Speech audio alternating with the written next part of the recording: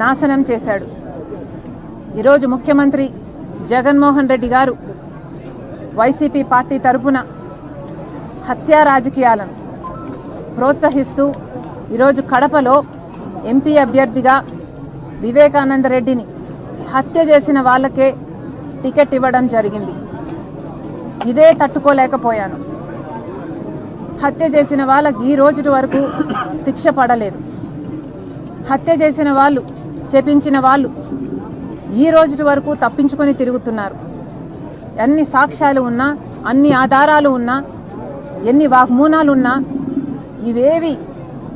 ఇవేవి వాళ్లకు శిక్ష పడడానికి సహాయపడకపోగా అధికారం వాడుకొని ఈరోజు జగన్మోహన్ రెడ్డి గారు వాళ్ళనే రక్షించడమే కాకుండా ఈరోజు వాళ్ళకే మళ్ళీ అవినాష్ రెడ్డి గారికే టికెట్ ఇవ్వడం అన్నది నేను తట్టుకోలేకపోయాను.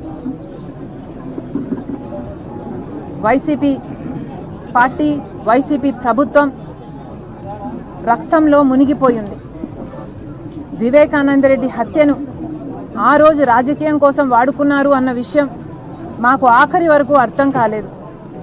సాక్షి ఛానల్లో అంత ఘోరంగా వివేకానంద రెడ్డి హత్య జరిగితే వివేకానంద రెడ్డిది హార్ట్ అటాక్ అని మొట్టమొదటగా సాక్షి